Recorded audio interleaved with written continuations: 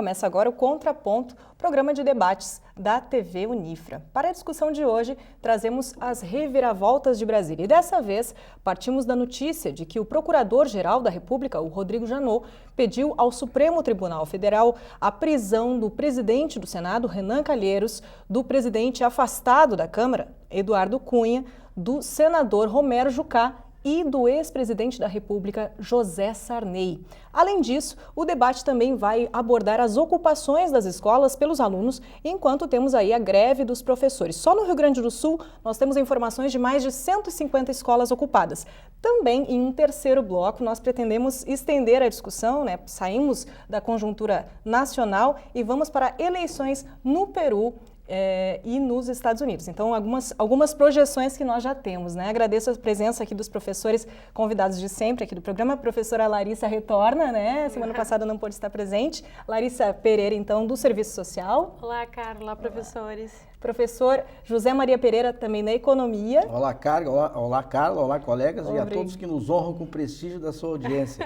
Como diz o Heraldo Pereira. Nosso Pereira, né? Começamos assim. Os Pereiras, então. E o professor Lissandro Dallanora, do curso de Administração. Olá, Carla. Olá a todos.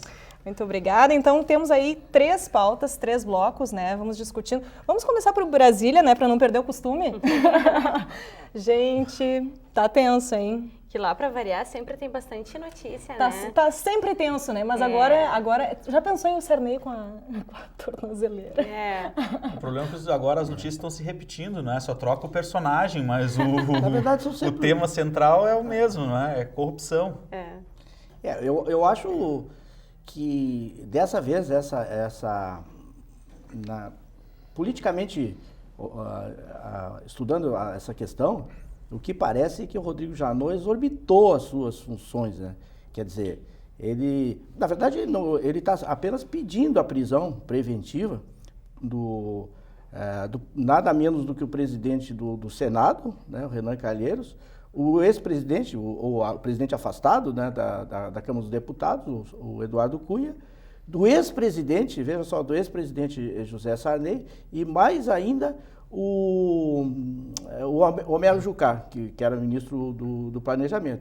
Então, na verdade, são as principais figuras da República nesse momento que seriam presas, caso o ministro Teoriza Vasquez, do Supremo Tribunal Federal, concorde com isso. Eu acredito que na verdade, o Janot, e a partir das gravações que foram feitas pela Transpetro, né, do Sérgio Machado, a base dele é essa aí. E naquelas gravações, existem impropérios que foram pronunciados contra o Rodrigo Janot, né, quer dizer, palavrões mesmo que foram pronunciados, inclusive pelo Renan Calheiros.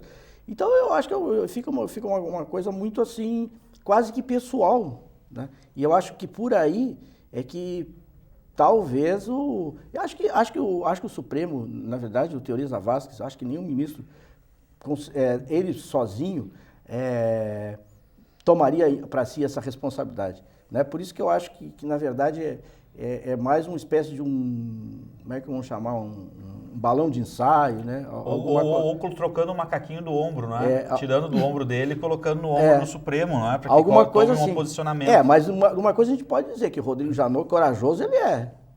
Tá, mas a gente também pode afirmar de que os argumentos utilizados, eles têm uma fonte fidedigna, né? E que mesmo se pautando nas gravações, que foi via delação premiada também, pelo que se mostrou aí, eles têm um passado pregresso, têm uma ficha bastante comprometida. Então, a gente não pode dizer que, apesar de serem figuras importantes hoje no cenário nacional, eles têm uma ficha bastante delicada, né? Claro, então, quer dizer, não são pessoas que seriam isentas, né, de processos... Que polidez, hein? Uma ficha delicada. Mas viu, Carla, Larissa, o que eu estava querendo dizer olhando, né, o que a gente sabe do Supremo Tribunal Federal, né, da maneira como eles são indicados, como que as decisões são tomadas, se teria alguém com peito, entre aspas, para fazer isso. Porque o motivo, na verdade, independente dos processos e do currículo pregresso de cada um, eu acho que, no caso principal, é que eles estariam atrapalhando a Lava Jato. Né? Aí, provavelmente, será que eles teriam condições, principalmente Zé Sarney, que está fora do governo, de atrapalhar a Lava Jato? Eu acho que é bem emblemático. Eu gostaria, mas imagina só as manchetes. Ex-presidente da República é preso.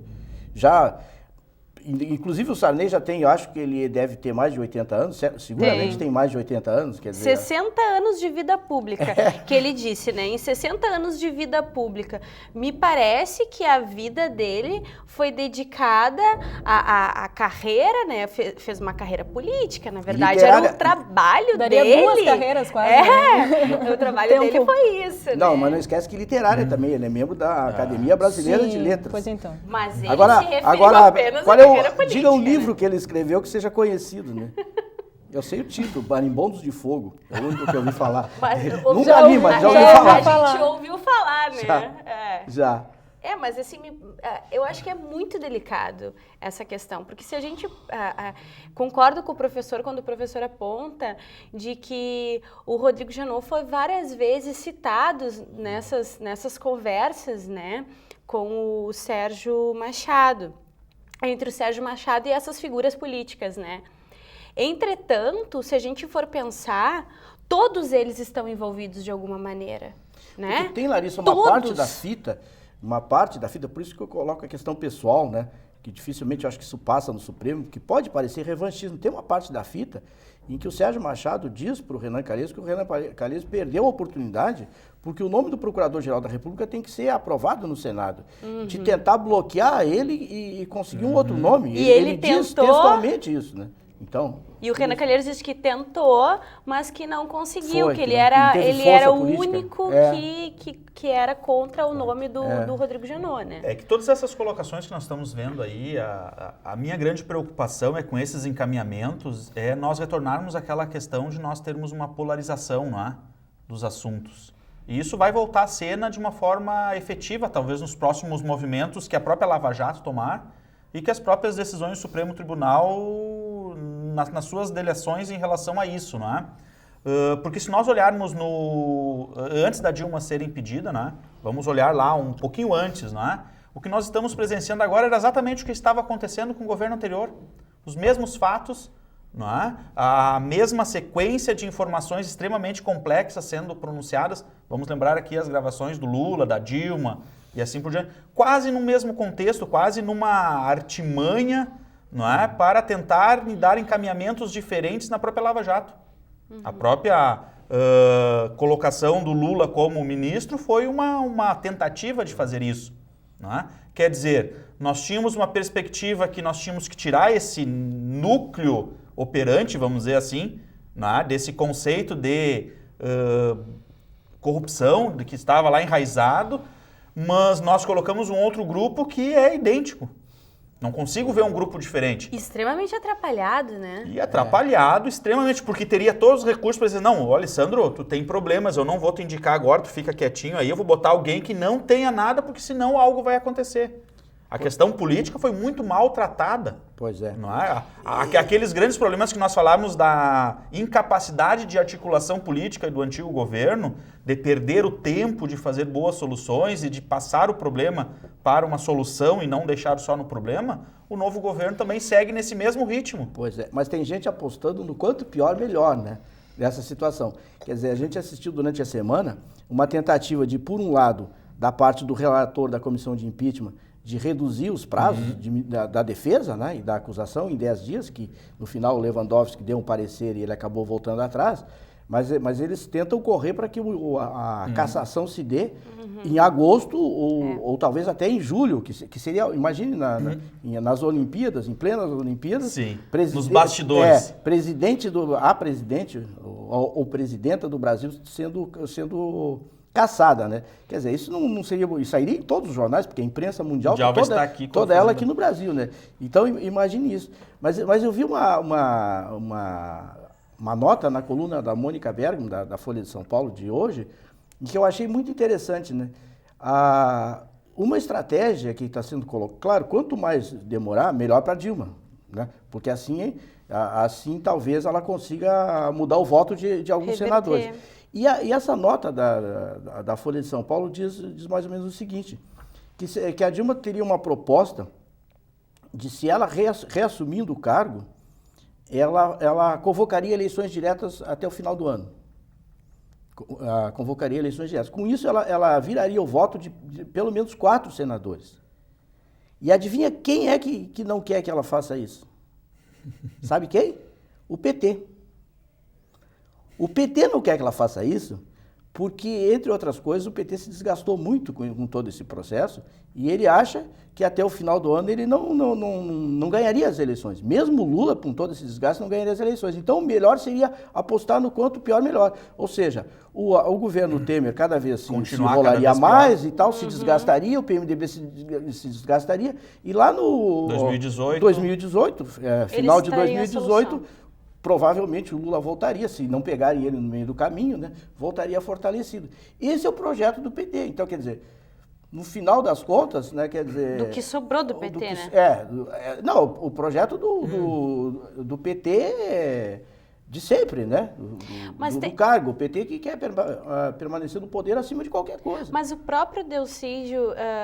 eu vi uma manchete, não posso dizer o teor do posicionamento dele, mas eu vi uma manchete dizendo que ele disse que quem fez tudo errado foi a Dilma, que ela acabou prejudicando o presidente Lula.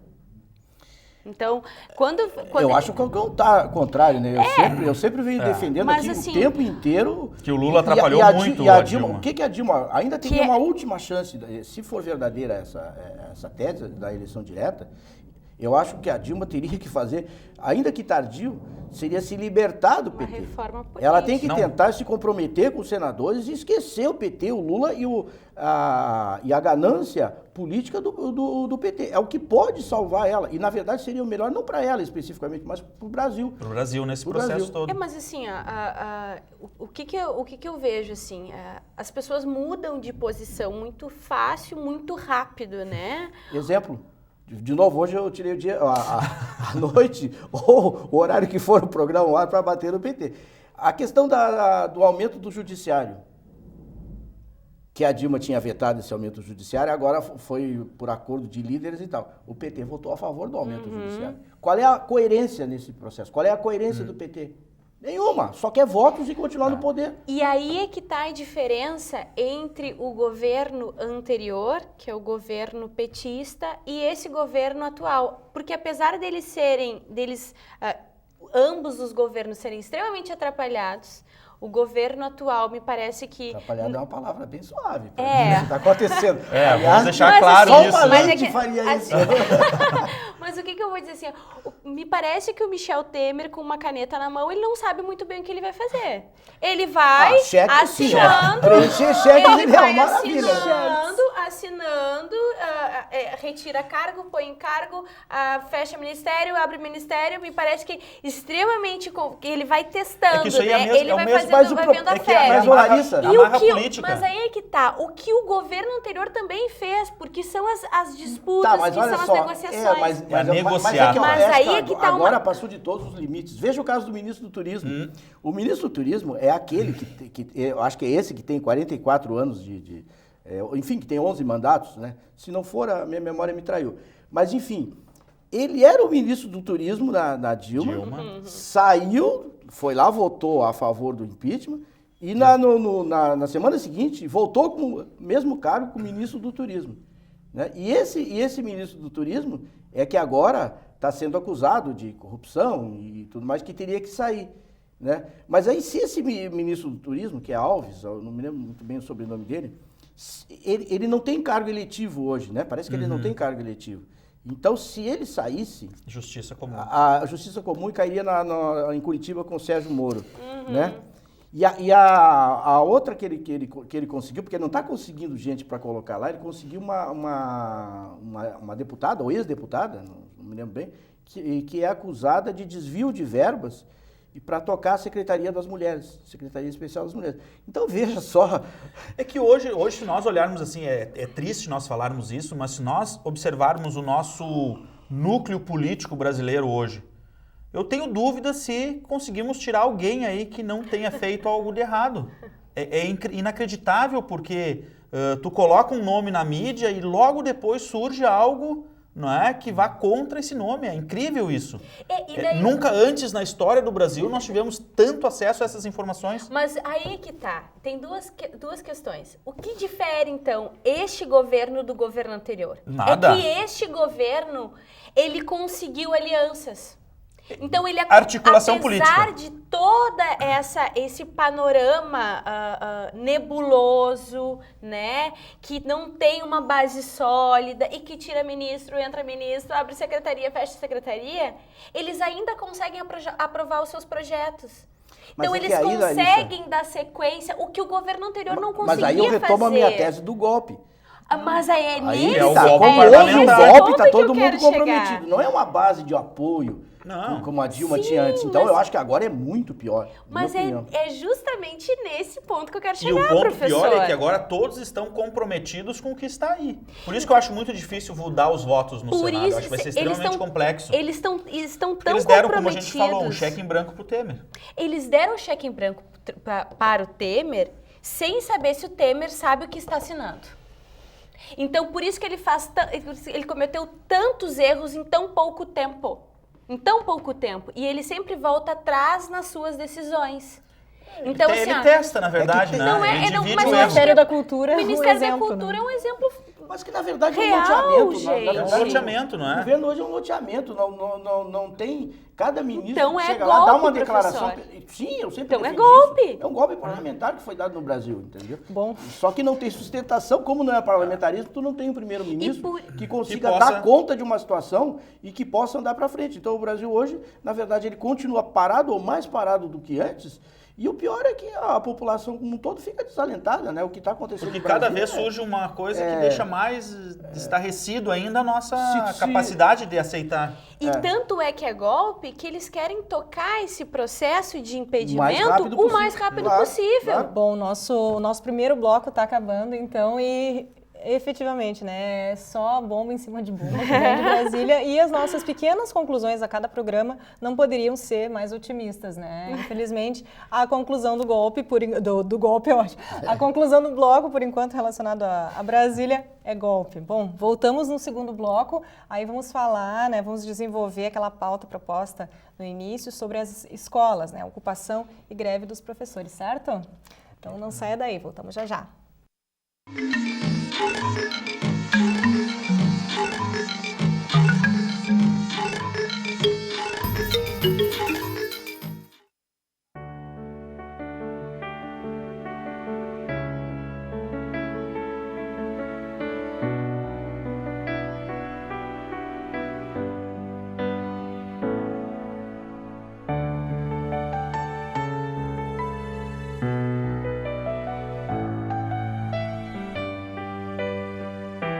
ONG Parceiros Voluntários de Santa Maria, sexto andar do prédio da Cassisme.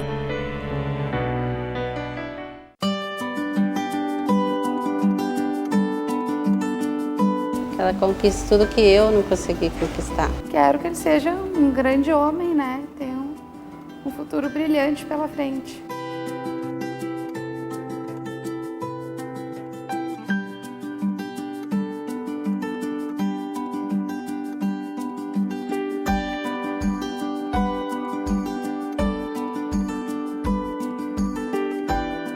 Por meio da educação, milhares de jovens colaboradores e pesquisadores compartilham suas experiências em um ambiente vivo, amparado na liberdade de pensar e criar.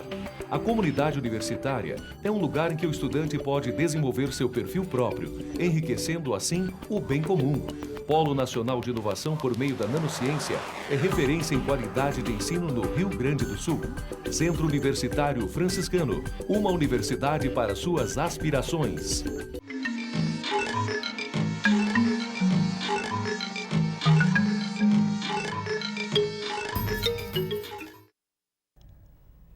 Voltamos com o Contraponto e neste bloco vamos abordar então a questão da ocupação das escolas, em paralelo aí à greve dos professores. Só no Rio Grande do Sul nós temos quase 160 escolas ocupadas e uma das questões que tem preocupado não só alunos como professores mesmo e pais principalmente é a questão da violência, né?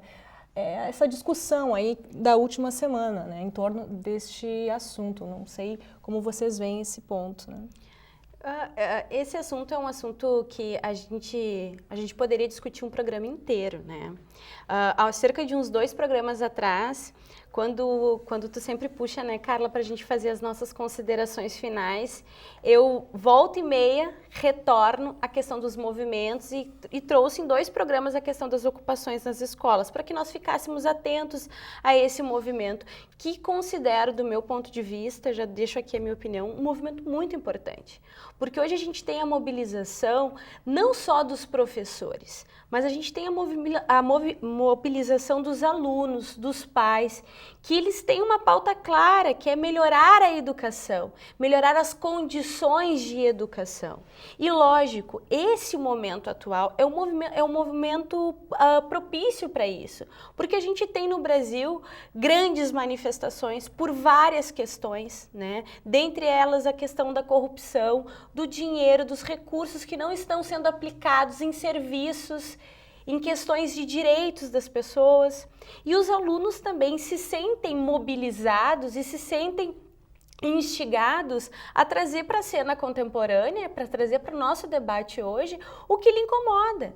E principalmente, para a gente também começar a discutir que na escola a gente tem alunos sim interessados em estudar, que não estão apenas interessados em ir cumprir um determinado currículo, porque normalmente as notícias que são vinculadas, na maioria das vezes, quando se refere a uma escola pública, é que houve violência, houve briga, há tráfico, há isso, sempre é algo ruim. Não traz os aspectos positivos que tanto os alunos, os professores, toda a gestão educacional promove dentro desses espaços, apesar da falta de recursos, da falta de investimento, da falta de incentivo que a gente tem sim pelo Estado. O Estado não incentiva, o Estado não investe e ele está tratando a educação há um bom tempo como um serviço, não como um direito. Então, quando a gente trata a educação enquanto serviço, não como direito, a gente pode oferecer o que a gente tem à disposição, né? Que sempre o mínimo, o pouco, o que vai gastar menos. Então, eu vejo hoje que é muito importante e fico muito feliz de ver toda essa juventude imbuída num mesmo sentimento de melhorar as condições dessas escolas. As condições, imagina um professor estadual que ganha um pouco mais de um salário mínimo, ter o seu salário parcelado em 9 vezes. Em 9 vezes, que incentivo, que condições esse professor vai ter de ministrar uma aula? Eles não têm o básico para uma passagem de ônibus para se deslocar até a escola. Eles não têm uma folha de xerox para apresentar um trabalho para os alunos. Ele não tem giz. Ele não tem o mínimo. Então, que incentivo que esse professor vai ter e como ele vai transmitir isso para o aluno? Então, é uma desmobilização. E os alunos sentiram isso. E eles tomaram isso para eles também. E eu acredito que é assim que começam as grandes transformações. Ufa, essa foi o discurso de candidata. Qual é o partido? Qual é o teu número? Pereira. Partido Pereira. Eu acho que vai ser um jeito fazer o partido dos Pereiras, porque os outros realmente... Tá difícil, né? Esse a gente garante, né? Eu garanto. Esse Vai ficar como a sigla. Eu vou deixar o Lisandro, porque eu quero fazer um pequeno E depois tu contraponto. faz o fechamento daí. Não, o fechamento não. Quem sabe? Eu vou fazer um contraponto, assim, digamos assim, mais, digamos, menos idealista, talvez, assim, um pouco. Eu acredito porque é idealista, professor. Eu trouxe... Por são dever questões todo concretas. Eu sei, mas Por dever de um economista. Não, mas por dever de ofício, eu tenho que analisar a base material, né? Ou seja, os recursos para chegar a essa solução, então né? tá. Esse é o ponto. Eu acho que o movimento como um todo, ele mostra um novo posicionamento dessa juventude, não é? Então, das novas gerações que estão vindo aí, porque nós tivemos um lapso de memória, eu acho, de algumas gerações. De passividade? De passividade extrema. Mas, Não, eu vou te pode interromper, já te interrompendo, porque eu acho que isso daí é o ponto, né? Que é a questão. Será que realmente existe essa conscientização, né? Em que proporção ela é? Ou poderia ser, a pergunta que eu faço provocar, um efeito demonstração, né? O efeito demonstração é uma palavra criada uma expressão, né, criada pelo Celso Furtado, para dizer que as classes ricas dos países pobres copiam os padrões de consumo das classes ricas dos países ricos, né? Mais ou menos isso. O que eu quero dizer com isso, com o país rico, é São Paulo, né? São Paulo é o nosso país rico. E lá houve manifestação dos estudantes. Começou lá. Porque queriam, não sei exatamente, acho que fazer um deslocamento dos estudantes. Fechar algumas unidades. Porque, na e verdade, tiveram que voltar atrás, né? Não, é que na Mas verdade... você não vê engajamento nisso? O governo... Não, aí eu quero chegar, mas não terminei, depois eu... Não, é só porque o governo... Só para esclarecer como é que começou, professor. O governo de São Paulo, ele lançou um plano... De unificação. E ele reduziria as escolas estaduais. Então, assim, as escolas já tinham uma condição muito precária, né? A educação já estava muito precária. E reduzindo, pioraria ainda mais a situação da educação. E aí foi que os pais, os alunos, eles se mobilizaram, levaram suas cadeiras escolares, suas cadeiras de aula para a Avenida Paulista. E lá iniciou uma manifestação e começou a se fomentar essa discussão das ocupações nas escolas. Mas que tinha a ver com recursos lá também, né? Sim, também. Acho que estava colocado era uma da redução seguinte de maneira. custos, na verdade. Tu tinha Mas escolas... aí a gente reduz os custos da onde? Não, mas é que tinha assim, muitos pais não queriam, e os estudantes, porque iam se deslocar do bairro, né? Eles iriam andar mais. Na verdade, uma escola ia ficar distante da outra. Mas é claro. Mas era uma reestruturação administrativa que visava a questão de recursos também. E por quê? Mas e não dariam nenhum suporte para esses alunos fazerem esse deslocamento.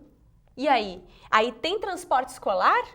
Tem merenda escolar? Porque São Paulo ainda tinha eu não sei os detalhes, Larissa, eu não sei os detalhes. Mas eu só queria dizer eu queria dizer assim, de repente brotou assim uma conscientização, né? Lá em São Paulo a gente sabe que houve isso e eram interesses específicos, né? E muito natural que os pais, os alunos se manifestassem e acontecesse aquilo. Agora, aqui no Rio Grande do Sul... Parece oportunista o processo. Não, é isso que eu queria dizer. Parece assim um raio num dia de céu azul. Aparece isso que apareceu, sabe? Então, a discussão é se realmente os estudantes estão conscientes disso ou eles estão sendo, não quero dizer conduzidos nesse processo, né? Ou poderia ter outros interesses, inclusive partidários. Né, eu acredito que sim, professor. Por isso que eu queria levantar esse outro lado. Essa outra possibilidade. Essa outra possibilidade. Nós temos uma reportagem que foi feita por alunos aqui do curso de jornalismo da Unifra. Se você puder acessar, né, centralsul.org, nossa agência de notícias, existe uma reportagem lá do Pedro Correia sobre essa ocupação, né, nas escolas, e ele toma São Cepé, se não me engano, agora me falha a memória, mas acredito que seja o caso de São Cepé. E esses alunos, eles dão declarações, assim, eles dizem os porquês, né, de estarem lá. E realmente... se essa fala é inspirada ou por alguma imitação, eu, francamente, assistindo a essa reportagem e vendo, conversando com o Pedro, que foi, né, e nos traz esses relatos das impressões dele como repórter, realmente o que fica é a mobilização, como a ideia deles. Eu acho que sim, e isso acho que é o ponto positivo. Depois de muito tempo, a juventude estagnada, eu acho, e quase a cabresto, muitas vezes, abaixo de partidos políticos, de partidos, nós temos alguns que dominavam o cenário estudantil.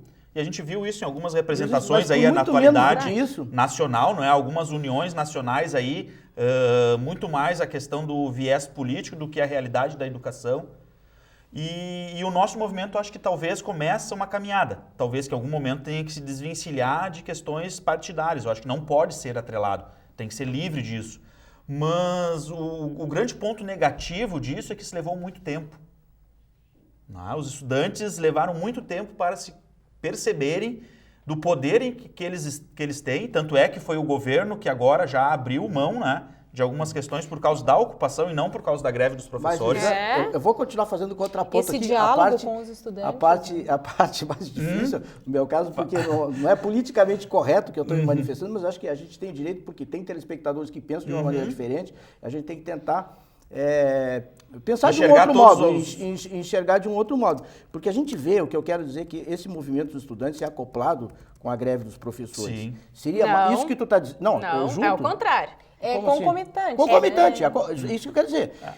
Por que ele não saiu antes? Exatamente, Ou é isso separadamente? que eu ia colocar. Aí eu concordo com a conscientização. Será que teria só o movimento dos estudantes, como já foi no passado? Ele saiu junto, é isso que eu estou achando, que eu estou querendo, quer dizer, só pensando em voz alta. Sabe quando que nós vamos ter essa confirmação? Eu gostaria que os estudantes saíssem... Os professores encerrarem a greve... Voltarem. Aí nós vamos ver, Tá, mas olha só, eu vou fazer um contraponto então, professor. Ótimo, claro. Vamos pensar juntos assim, ó. Em São Paulo, os estudantes saíram antes dos professores. A questão da merenda. Não, mas lá interessava a questão para da eles, merenda, especificamente, era um assunto específico. Mas né? assim, era um assunto específico e a gente tem que pensar que quando houve as manifestações em 2013, vamos retomar as manifestações de 2013. Começou pelo transporte, pela tarifa do transporte. Começou manifestações em Porto Alegre e São Paulo, que se expandiram para o restante do Brasil. Correto? Então, muitas vezes, a gente precisa de um foco, de um eixo central que mobilize as pessoas a pensar sobre um problema. Mas lá isso... E aí, assim, ó, aí eu defendo a ideia, professor, que ninguém conscientiza ninguém. A gente pode mobilizar o outro a pensar de uma forma diferente. Não é nós aqui discutindo no programa que vamos fazer o telespectador se conscientizar sobre determinado assunto, mas ele vai refletir sobre aquilo que a gente vem falando. Não, mas é esse que é o ponto. Por isso que eu estou procurando abrir essa discussão para não ficar num único viés, né? Porque vamos analisar a situação. Por exemplo, a invasão de prédios públicos... Ocupação. A gente pode usar o nome, ocupação, que seja, mas na verdade, digamos que nós tivéssemos... É uma situação que precisa ser analisada. Digamos assim que os alunos ocuparam uma escola e que tenham professores, por exemplo, que queiram voltar a dar aula. Eles não poderiam voltar a dar aula. Né? E aí eles teriam a justificativa dizendo, porque a escola está ocupada, como tu diz. Né? Não estou dizendo invadida, ocupada, é questão semântica, mas seja como for... Não é semântica, professor. Se a gente pegar na literatura, há uma diferença conceitual entre invasão e ocupação. Ocupou. O fato é que aquele espaço, até prova ao contrário, dois corpos não podem ocupar o mesmo espaço, né? Diz lá a física, a lei da física. Então, na verdade, nesse caso, se está ocupada, como tu diz, ocupada, não poderia ser ocupada pelo professor. Eu acho que isso daí é uma questão que tem que se pensar no futuro, as consequências que, eventualmente, isso poderia ocupar. Por exemplo, se houver depredação, é difícil controlar grupos, por exemplo, pichação. Isso já houve ontem em Porto Alegre, na manifestação, picharam prédios lá da própria Secretaria de Educação, lá do Palácio, Viaduto. A imprensa noticiou isso. É difícil, né, descambar. Então, eu estou querendo dizer assim, eu acho que nós estamos vivendo uma situação sui generis, entendeu? Que ela eu acho que tem que olhar por vários ângulos, não só pelo ângulo idealista, né, que eu concordo, ninguém discorda que a educação está nessa situação, mas eu acho que tem que olhar também as condições para isso. Por exemplo, se chegaria a um bom termo, eu acho que, por exemplo, tem demandas que são possíveis de serem conseguidas e outras não são possíveis de serem conseguidas. Eu acho que, por exemplo, aumento de professor, agora, com esse orçamento que o Estado tem, a menos que o Estado venha renegociar a dívida, ela é uma demanda impossível de ser realizada. Então, nós estamos fazendo uma greve por algo que não pode ser alcançado. Parcelamento dos salários, ok. Pagamento do 13º, ok. Reposição da inflação, ok. Mas aumento... Aí tu pode dizer, idealisticamente deram aumento para o judiciário. Tudo bem, mas é um poder separado, é uma coisa meio mais complicada. Então, idealisticamente, eu acho que entendeu? É uma causa difícil, né? E o resultado seria vários resultados. Nós já tivemos de greve dos professores, que é uma paralisação que dura muito tempo, e depois, às vezes, a reposição de aula não é tão eficaz quanto a aula normal. Mas vamos pensar, professor, mas eu acho que não é uma questão só de idealismo, é uma questão de orçamento e de gestão. A gente não fala tanto disso aqui, de gestão e de orçamento. Sim, mas se não e tem de dinheiro, a gente até onde se Mas sabe, não, só mas se a gente plantar dinheiro e dar em árvore, né? para a educação. Eu convido então, já que o bloco está acabando, né, mais um bloco curto, né, para o assunto que a gente desenvolve, eu convido o professor Lissandro a responder essa provocação sobre a questão o da planejamento. Eu já planejamento. Essa é boa, Lissandro. O grande problema de tudo é que nós deixamos esgotar as possibilidades de se resolver um problema através de uma gestão consciente e nós levamos ao extremo da capacidade de utilização, por exemplo, vamos falar na questão de infraestrutura das nossas escolas.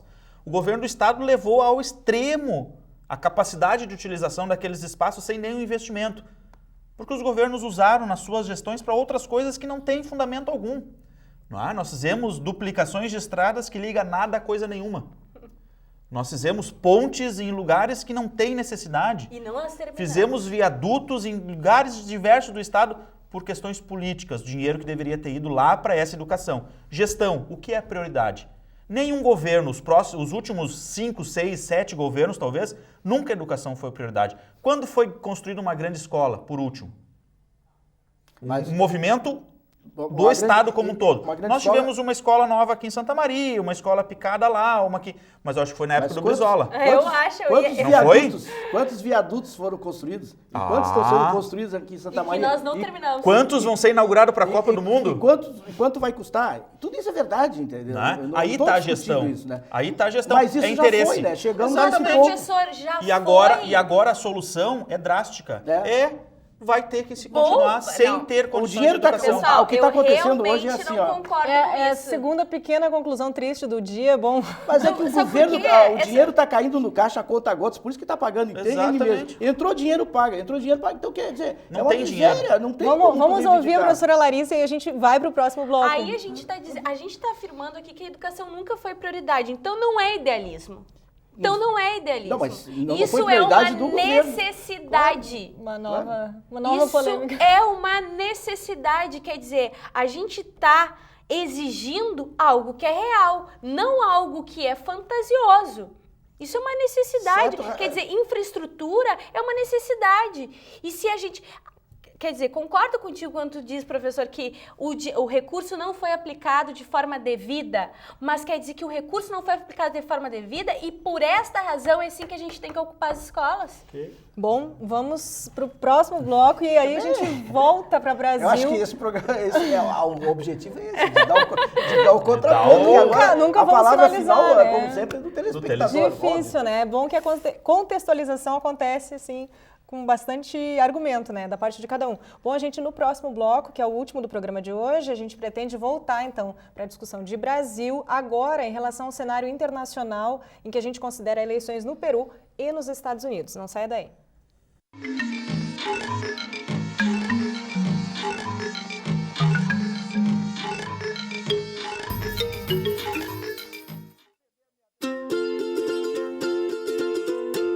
Sua família pode fazer parte da realeza.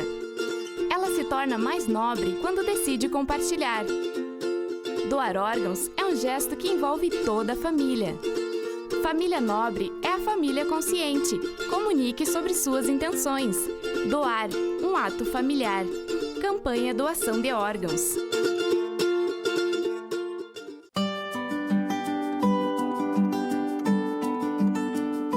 Ela conquista tudo que eu não consegui conquistar. Quero que ele seja um grande homem, né? Tenha um futuro brilhante pela frente.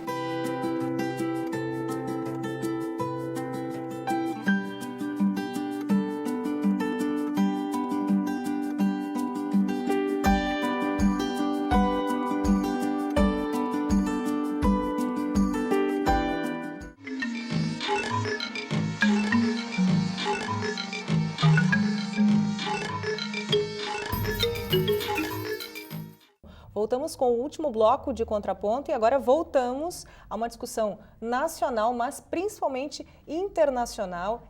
E aí puxamos para as relações com o Brasil. Eu proponho isso para a mesa. O que nós vamos tomar? Eleições no Peru, essas prévias aí. Nós temos uma eleição presidencial que se acirra, o Kuczynski mantendo a liderança, né? Nós temos ele com 50,14% dos votos válidos e Fujimori, então, com 49,86%. A gente tem essa atualização aí Perto de 14h, nós temos agora 6h10. Bom, vamos atualizando essas informações. Em paralelo, nós temos uma situação aí nos Estados Unidos em que as eleições, né, tem mais de 50%, as preferências aí, de mais de 50% de rejeição, né, em relação a Trump e Hillary Clinton. O que vocês conseguiriam pontuar? Na minha proposta é a seguinte, que vocês trouxessem, né, fizessem essas relações aí entre as eleições fora do Brasil com a conjuntura nacional. O que vocês poderiam dizer? Olha, eu acho que a conjuntura nacional ela está se encaminhando, digamos, né, se o Temer continuar e toda a base de apoio, apesar que essa base de apoio hoje é muito fluida, digamos, tem várias cores, né? Mas é mais a tendência é centro-direita, não diria que e a gente já teve essa mudança na Argentina também, que a gente tem um governo, vamos chamar assim, de centro-direita, e o que está acontecendo no Peru e nos Estados Unidos, aí já é extrema-direita. O que é bastante perigoso. A gente imagina, e nós tivemos nesses países, na América Latina como um todo, Brasil, Argentina, tudo mais, ainda tem, no caso da Venezuela, mas que é uma questão de tempo, quer dizer, essa República Bolivariana lá do Chávez, obviamente não deu certo, a Venezuela hoje passa por uma situação caótica, né? E a gente tem que, pouco a pouco, a América Latina, a América como um todo, né, considerando os Estados Unidos, está mudando, está pendendo para a direita. E uma coisa interessante, né, são ciclos, né? Nós tivemos ciclos de governos de centro-esquerda, eu nem vou dizer que tenha qualquer governo de esquerda, mesmo centro-esquerda, e que isso houve uma certa polarização, e aparentemente esse ciclo se esgotou e nós voltamos a alguma coisa como aconteceu, por exemplo, lá na década de 70, né, onde a gente tinha, por exemplo, na Inglaterra, a Margaret Thatcher, né, que era chamada Dama de Ferro, que também de extrema esquerda, e o Ronald Reagan nos Estados Unidos, né? Então a gente tira o Ronald Reagan e bota o Donald Trump, né, do Partido Republicano. E aqui nós tínhamos ditadura militar, engraçado, né? Ditadura militar, ainda tínhamos isso. Mas o sintomático é assim, que a gente tem figuras folclóricas, porque no caso do Peru, a Fujimori é filha do ditador, que foi, não podia nem voltar para o país. Acho que ele já faleceu, parece que ele já faleceu, não tenho muita certeza. Eu sei que ele foi para o Japão, ele teve que se exilar no Japão e ficou. E o mais interessante é isso, quer dizer, todos aqueles atos criminosos foram esquecidos e a filha dele, que tem o mesmo discurso, aparentemente, quer dizer, pode ser que não ganhe a eleição, mas está cabeça a cabeça. E o Donald Trump nos Estados Unidos é uma coisa folclórica, porque ninguém acreditava que um sujeito com um topete daqueles tivesse o topete de querer ser presidente da República. E que chegasse até onde chegou. E chegasse onde chegou. E é uma questão Podemos fazer uma comparação bastante complicada, aqui né? Porque no caso do Silvio Santos, né? Mas o Silvio Santos, ele sempre desistiu no meio ou alguma coisa. Exatamente, ele nunca foi. Mas uma figura folclórica. Mas o mais interessante é que o Donald Trump não é um candidato que seja aceito pelo próprio Partido Republicano. Ele é direita demais para o Partido Republicano, quer dizer, ele é capitalista demais para o Partido Republicano. E nós estamos nessa situação. E a Hillary com aquele discurso que diz e desdiz o tempo inteiro, vê como é que dá repercussão no marketing e tal, e que quer dizer, uma situação lamentável, né? Parecida com a postura que a Larissa pontuava antes, a postura do Temer, vai testando, vai assinando. A Hillary seria mais ou menos um Temer de saias. E daí assim, a gente vê uma onda conservadora, que é uma onda conservadora mundial, né? E assim, o quanto isso vai impactar. E aí, de forma, pensando na economia, né, professor, não vou me atrever a entrar nessa parte, mas o quanto isso vai impactar nas políticas públicas, né, na condução de diretrizes internacionais para atenção às políticas públicas no campo da educação. Acho que vai ser mais no caminho de fechamento. Porque, por exemplo, o Donald Trump é contra os migrantes, os imigrantes, quer dizer, ele propôs inclusive um muro lá no México, dos Estados Unidos. Essa ideia do muro, hein? As Américas investindo, né? É o que Israel... Aqui no Brasil, o que Israel fez, né? Sim. Só que os Estados Unidos sempre, né, divulga... Eu falo em função do nosso muro lá. Aqui no Brasil também, né? Nós tivemos um pequeno muro. Mas o que os Estados Unidos divulga é a ideia de democracia, de liberdade, tudo isso. Eu acho que com o Trump complexo. É muito fora do lugar, É né? frágil, na verdade, Muito fora do lugar. e hoje a gente vê... Mas vai reforçar o protecionismo. Então, a Carla perguntou, do ponto de vista do Brasil, é mais complicado, entendeu? Nós vamos ter Eles mais vão um fechar impacto mais o deles. comércio. As e, relações as relações vão ser, internacionais. né, todos esses acordos e bilaterais, etc. E tal. A própria Hillary, que era a favor do comércio com a América Latina, principalmente com o Chile, que os Estados Unidos têm, com o México. Hoje ela já está revendo a posição porque o Trump bate daquele lado lá e o eleitorado americano, preocupado em perder os seus empregos, quer mais protecionismo, né, entendeu? E ela que oscila, então, já Ela, oscilou obviamente, de novo. Aquela canetinha, né? Aquela canetinha. A caneta. O professor Lissandro com o movimento das nuvens e a Larissa com a canetinha, aquela canetinha. Estamos criando alguns termos. É quase a varinha do Harry Potter, né? Quase. Os memes aqui do programa, ó, a gente já tem. Mas um fator que a gente tem que levantar nessas ondas aí, né, de esquerda e direita, é que, de uma forma geral, nós podemos dizer assim que a população das Américas não conseguiu perceber na esquerda algo sustentável. E podemos dizer aí que a esquerda perdeu uma grande oportunidade, talvez, de fazer algo muito bem. O próprio Brasil foi assim. Não é? Se nós formos olhar lá, a esquerda criou diversas políticas públicas, não é?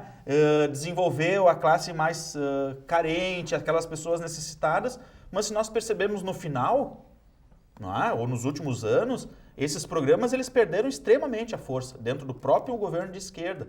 Se manteve a bandeira, não, Minha Casa Minha Vida, Bolsa Família continua da mesma forma como está, mas ficou quantos anos sem nenhuma reposição da inflação? O Bolsa Família. Então, quer dizer, o discurso não estava linkado com a prática. Mas daí a gente tem, né, professor, a gente tem as crises cíclicas do capitalismo, né? Então, a gente também pode justificar que esta onda, ela se dá por essas crises cíclicas. Exatamente. Lógico, defensores, né, de uma outra perspectiva, que o capitalismo, ele sempre existiu, sempre viveu em crise, né?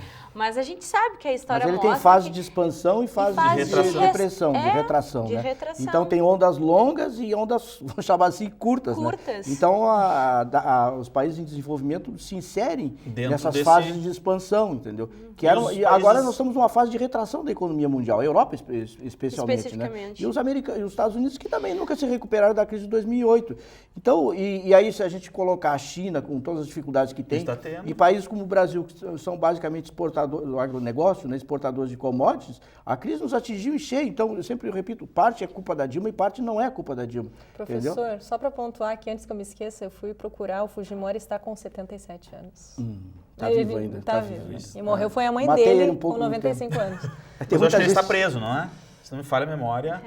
Mas uma questão assim de que essas crises cíclicas, mas uma coisa que me preocupa é que as medidas de austeridade tomadas pela própria Europa, né, no campo do neoliberalismo, em que se investiu muito no econômico, né, e que se restringiu algumas questões de expansão das políticas públicas e que tiveram impacto na população, a gente viu que não deu certo.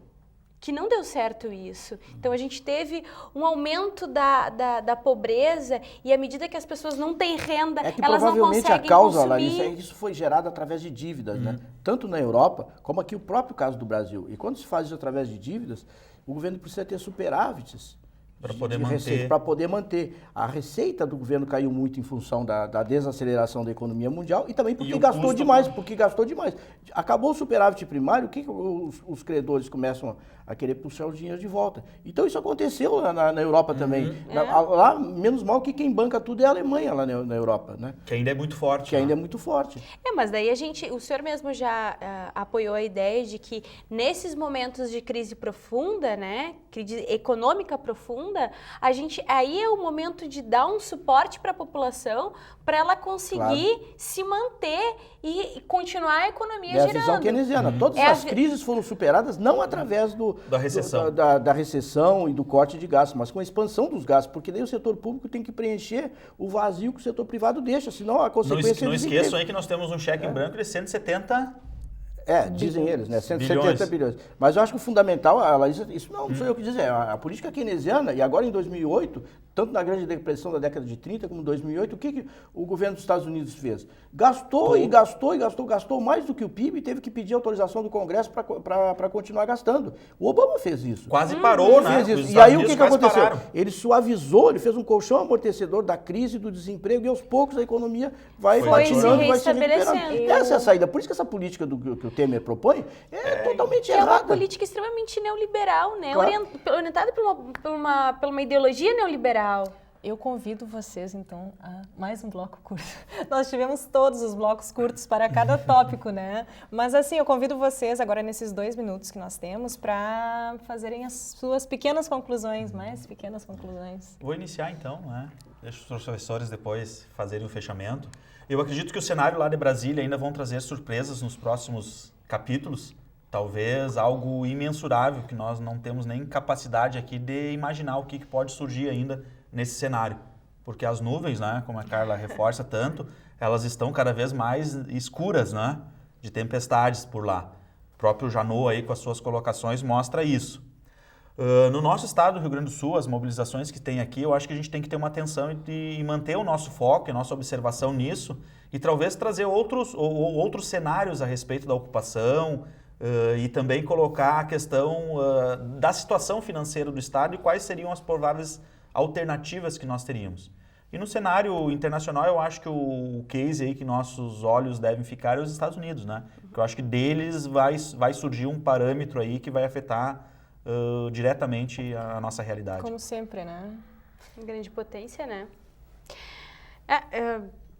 Eu concordo com o professor Alessandro, acho que a gente tem muitas pautas, né? E todas, de alguma forma, elas estão interligadas. Então, quando a gente fala no cenário da política nacional, a gente vê essa onda conservadora que ela vem se expandindo, né? Ou que ela vem a reboque do mundo inteiro e que isso sim tem implicação lá nos serviços e nas políticas, e em todas as áreas, em todos os campos, seja na saúde, na educação. Isso de fato me preocupa, porque vai impactar diretamente na vida da dona de casa, na vida daquele trabalhador, naquele operário lá do chão de fábrica, dos né? estudantes. Dos estudantes, dos professores, de toda a classe trabalhadora. Porque uma coisa que a gente discute muito isso, que a gente tem que parar de segmentar a categoria dos professores, a categoria dos operários, a categoria dos assistentes sociais, né? A gente tem que pensar enquanto classe trabalhadora, porque todos nós fazemos parte deste mesmo pacote. Professor Pereira, 1 minutinho, professor. Então vou ser rápido. Não, eu gostei muito de sair para o panorama internacional, né? Até porque se pudéssemos, eu acho, nós estaríamos nos Estados Unidos, na Europa, em qualquer lugar para fugir, né, das acusações de corrupção que a gente discute, né? Foi muito bom arejar um pouco, apesar que o clima também não está muito bom. Eu não sei se eu iria para esses lugares. Não sei se vai melhorar. Momento. Mas o fato é o seguinte, é que o Brasil realmente, a cada semana a gente continua, e eu acho que na próxima semana a bola da vez é o impeachment, a cassação do Cunha, né? Que provavelmente se vai passar ou se não vai passar. Mas, enfim, eu acho que essa questão do panorama internacional é interessante, né? Porque o Brasil está mergulhado, faz parte desse contexto, né? E aí, como se a gente pudesse resolver sozinho essa crise, né? Essa crise também precisa de uma ajuda lá de fora, né? E, enfim, eu acho que isso são coisas que a gente vai analisar passo a passo. Acho que todos os tópicos que nós discutimos hoje mereceriam um programa. Vamos vendo, né? Você em casa pode participar, pode sugerir pautas, né? Temas que lhe interessam, que de repente a gente pode realmente estar trazendo aqui para a bancada, né? Para o contraponto. Então, você participa pelo e-mail tv.unifra.br